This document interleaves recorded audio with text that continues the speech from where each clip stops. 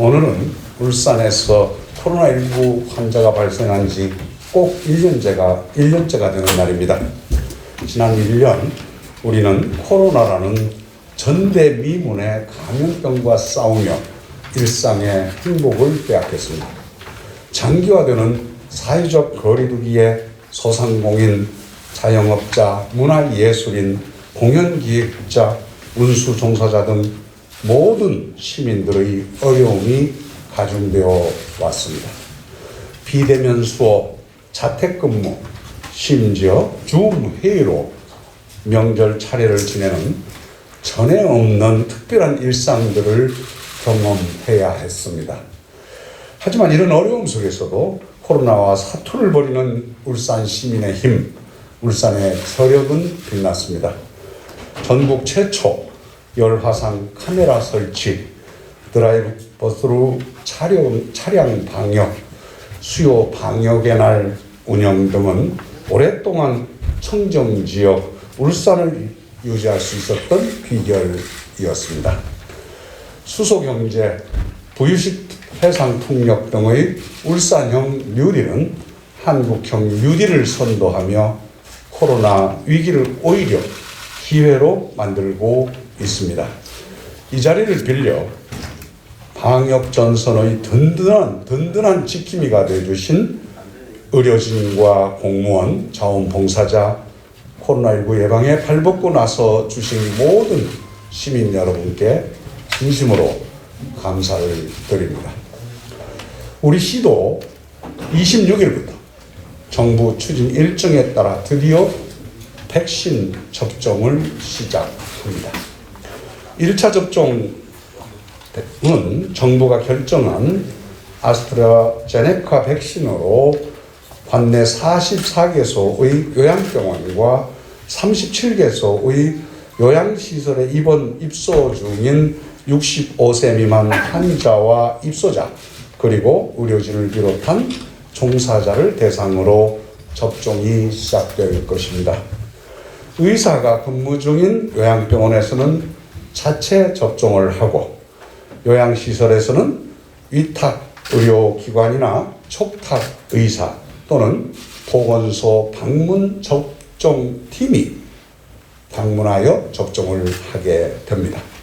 3월 8일부터는 병원, 종합병원, 상급 종합병원, 의료인과 종사자나 코로나19 1차 대응 요원인 119 구급대, 역학조사 요원, 검역 요원, 검체 채취 요원, 검사 요원, 검체 이송 실험 요원, 방역 요원 등을 대상으로 차질 없이 접종이 이루어질 것입니다. 우리 시는 이미 방역당국, 의료진 등으로 이루어진 울산시 백신 예방 접종 추진단과 준비단을 구성하여 기관별 백신 관리 담당자 46명을 지정하였고 접종과 이상 반응 대응팀을 구성하여 준비에 만전을 기하고 있습니다. 최근 백신의 안전성을 우려하는 일부 의견이 있지만 정부에서 강조하고 있듯이 아스트라제네카 백신의 안전성에는 문제가 없습니다.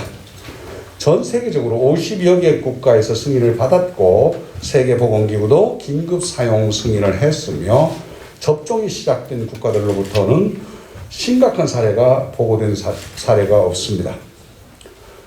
문제는 일부이긴 하나 백신 접종과 관련한 허위 조작 정보가 유포되고 있다는 점입니다.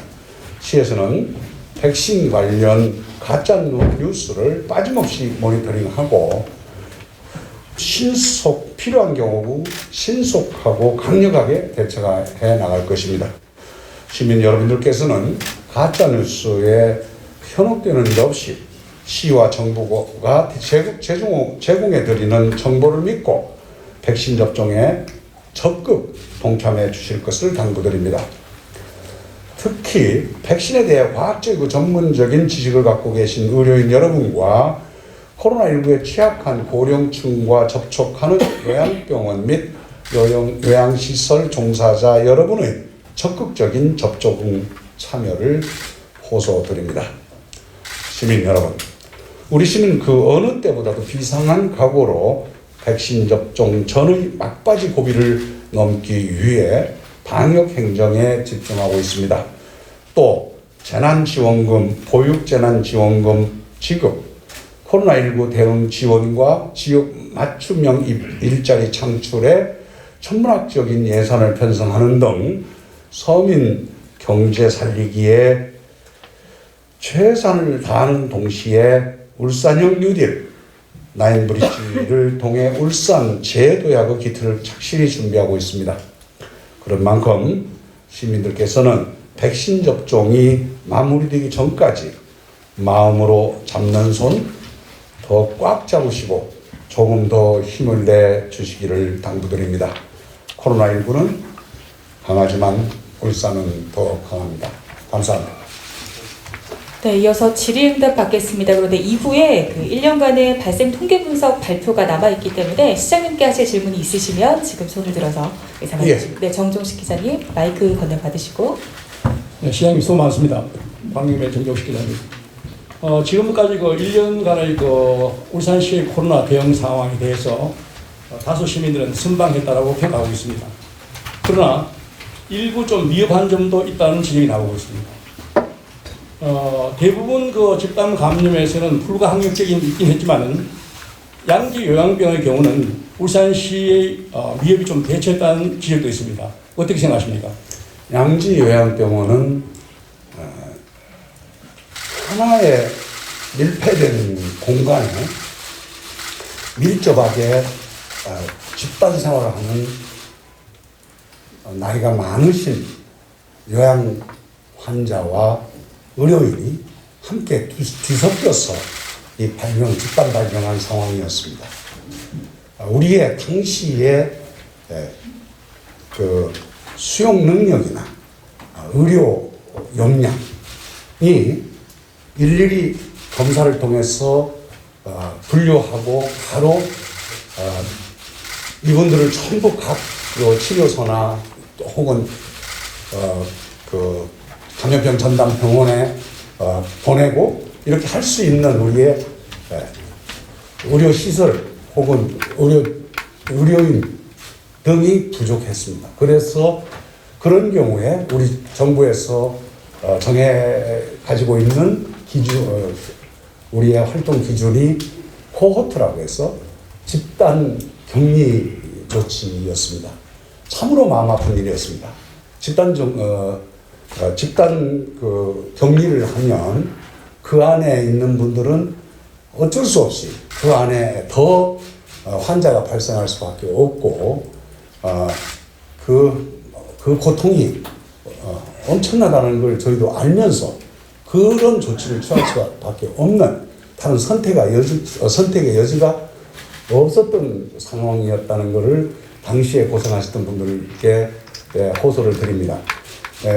우리가 그런 상황을 좀 더 예방하고 우리가 뭔가 대처할 수 있는 역량을 키우기 위해서 우리 어떤 공공의료원이라든지 하는 그런 새로운 의료 시설과 새로운 의료인을 우리 양성하는 그런 노력이 필요하게 됐다는 말씀을 드립니다. 네, 추가 질문 있습니다. 네, KBS 이준석 기자님. 네, 기자님 KBS 이준석 기자라고 합니다.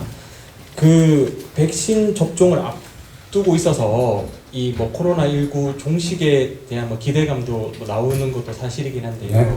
그 감염병 종식보다 중요한 것이 코로나로 드러난 뭐 불평등 문제, 노동 문제, 뭐 취약계층에 대한 사회복지 문제 등 여러 분야의 이 문제점들이 드러났단 말이죠. 그래서 포스트 코로나라고 대응을 하고 계실 텐데요. 네. 이런 어떤 사회 전반에서 나온 이런 문제점들을 어떻게 극복하느냐가 코로나 이후에 훨씬 더 큰 과제일 것 같은데 좀 어떤 부분을 준비하고 계시며 어떻게 대응해 나갈 것인지 좀 말씀 좀 부탁드리겠습니다. 예, 포스트 코로나의 우리 사회의 문제에 대해서는 조금 전에 지적했듯이 코로나 사태가 가져온 여러 가지 사회 현상이 있었습니다. 비대면 사회로 이제 전환하면서 어떤 분은 그것으로 해서 경제 활동이 늘어나고 오히려 수익이 늘어난 반면에 어떤 분들은 아예 수익을 가질 수 없는 그런 구조가 됐다는 것이 가장 큰 문제입니다. 그래서 우선 저희 그 재정 집행에 있어서도 이와 같은 문제점을 어떻게든 보완하는 그런 노력을 해 나갈 것입니다. 그리고 역시 이제 코로나 이후에는 이제 그 우리의 어떤 일자리 상황이나 우리의 그 산업 활동 등이 어떻게든 그 취약계층, 소외계층들이 더 활발하게 활동할 수 있는 그런 시스템을 갖추도록 우리가 최선을 다해 노력해야 될 것입니다.